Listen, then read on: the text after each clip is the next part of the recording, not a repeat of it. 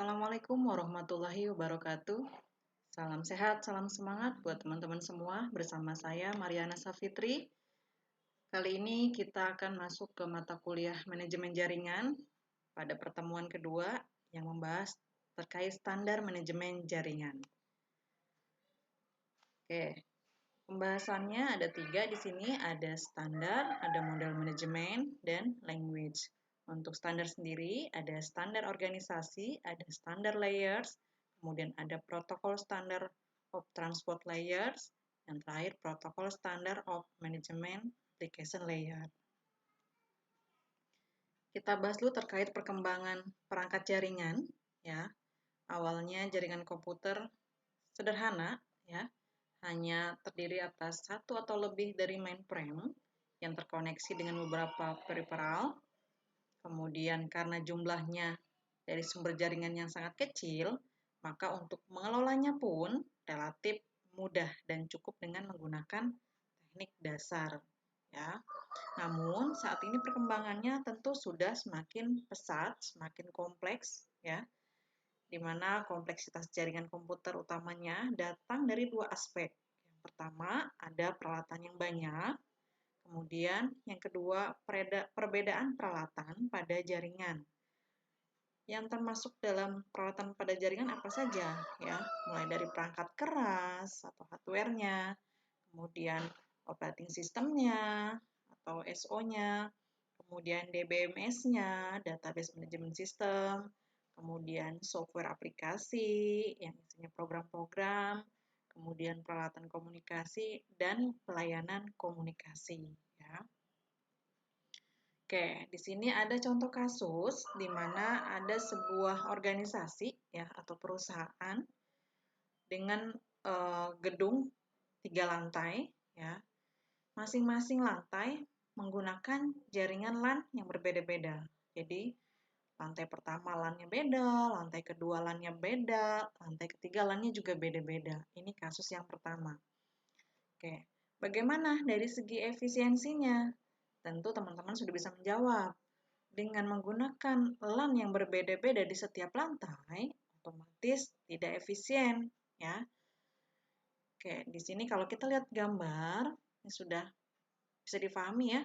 Jadi masing-masing lantai berarti membutuhkan perangkat sendiri-sendiri, misalkan routernya sendiri setiap lantai, ya. Monitoringnya juga masing-masing, seperti itu. Tentu sangat tidak efisien, ya. Selanjutnya, untuk kasus berikutnya, dari 3 lantai ini digunakanlah manajemen jaringan, ya. Untuk apa? Pastinya banyak keuntungan jika menggunakan manajemen jaringan. Mulai dari proses integrasinya, semuanya menggunakan manajemen proses, ya, otomatis lebih efisien, lebih menguntungkan, ya, baik dari segi biaya maupun yang lainnya. Selanjutnya integrasinya seperti apa? Nah, di sini menggunakan standar, ya, standar yang dapat diterima semua perangkat jaringan. Seperti itu. Nah, selanjutnya kita bahas terkait tabel network manajemen standar. Ada apa aja sih standarnya? Kemudian masing-masing selain poinnya apa sih? Ya, yang pertama ada OSI, Organisasi Standar Internasional atau ISO, ya. Di sini sudah pasti standarnya internasional, kemudian manajemen jaringan komunikasi datanya menggunakan LAN dan WAN, kemudian menggunakan 7 layer OSI, ya. 7 layer OSI apa saja? Mungkin teman-teman sudah ada yang tahu. Di sini saya hanya mengingatkan saja. Yang pertama ada physical layer, ya. Kemudian ada masing-masing physical layer punya fungsinya masing-masing, ya. Yang kedua ada data link layer, ya. Kemudian ada network layer. Kemudian ada transport layer, kemudian ada session layer, kemudian ada presentation layer, dan yang ketujuh ada application layer, ya. masing-masing layer, misalkan di sini yang pertama adalah physical layer. Fungsinya salah satunya adalah mendefinisikan media transmisi jaringan, ya. Kemudian apa lagi? Kemudian definisikan metode persinyalan, ya. Itu beberapa fungsinya. Kemudian untuk layer yang kedua, data link layer, ini fungsinya adalah pengkoreksi kesalahan, ya. Kemudian untuk menentukan bagaimana setiap bit dari data dikelompokkan ke dalam frame, ya. Kemudian menentukan bagaimana sebuah perangkat keras dapat beroperasi, ya. Dan masih banyak fungsi yang lain. Untuk yang network layer atau layer yang ketiga, ini fungsinya adalah melakukan proses routing, ya. Kemudian membuat header pada paket-paket data, ya. Kemudian untuk layer yang keempat, transport layer, ini fungsi utamanya salah satunya adalah memecah data ke dalam paket-paket data, ya. Kemudian untuk yang kelima, session layer, ini fungsi utamanya untuk mendefinisikan bagaimana sebuah koneksi bisa dibangun, ya. Kemudian dapat mendefinisikan manajemen dari sebuah koneksi. Contohnya apa? Menghancurkan juga memelihara koneksi. Untuk layer yang keenam, presentation layer, di sini fungsi utamanya adalah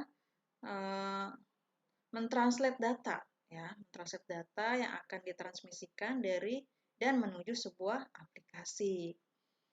Kemudian layer yang ketujuh, application layer, di sini fungsinya salah satunya adalah menyajikan interface antara aplikasi dengan jaringan, ya. Kemudian selling point dari OSI apalagi, yaitu most complete, ya, paling lengkap, ya. Kemudian object oriented, kemudian struktur dan layernya sudah bagus, kemudian implementasinya sudah besar, ya, dari segi konsumennya.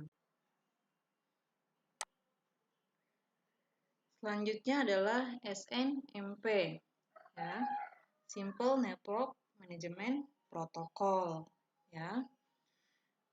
Merupakan protokol untuk manajemen peralatan yang terhubung dalam jaringan IP atau Internet Protokol, ya. Peralatannya apa saja? Misalnya ada switch, router, modem, komputer, server, ya, dan lain-lain. Kemudian untuk standar industrinya adalah IETF, ya, IETF. Kemudian lebih mudah untuk diimplementasikan, kemudian paling luas, ya, untuk implementasinya. Kemudian mengadopsi WAN dan komunikasi sistem, ya. Kemudian untuk selanjutnya yaitu ada TMN, ya. Sebuah standar framework internasional yang berhubungan dengan manajemen jaringan. Bagaimana menggunakan dan menghubungkan seluruh infrastruktur jaringan yang ada untuk dimanfaatkan dalam proses bisnis perusahaan. Yang jadi selling point-nya adalah di sini standarnya sudah internasional, kemudian menggunakan manajemen telekomunikasi jaringan, kemudian based on-nya sudah OSI Network Management Framework, kemudian pengalamatan network dan administratif, ya. Kemudian yang selanjutnya ada IEEE, ya. Di sini organisasi profesi yang terdiri dari para ahli bidang teknik yang mempromosikan pengembangan berbagai standar untuk mempercepat teknologi baru dalam industri dan teknik atau engineering. Cakupannya apa saja untuk IEEE? Ya, di sini ada telekomunikasi, jaringan komputer, kemudian termasuk juga kelistrikan, antariksa, elektronika, ya. Di sini IEEE standarnya sudah mengadopsi internasional, ya. Pengalamatannya menggunakan LAN dan MAN manajemen. Kemudian mengadopsi juga OSI standar, ya.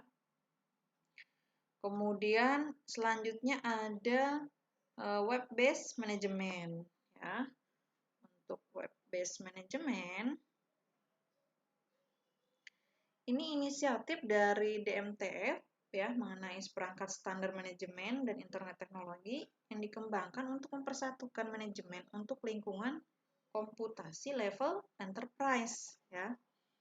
Di mana di sini WebBEM sendiri, ya, menyediakan kemampuan industri untuk memberikan manajemen tool standar, ya, dan terintegrasi dengan memanfaatkan teknologi yang sudah mulai matang. Contohnya adalah Common Information Module, ya.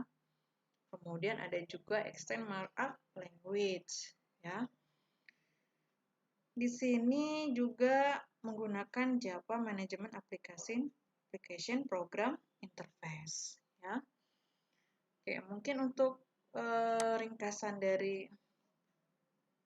pertemuan 2 sampai sini dulu, ya.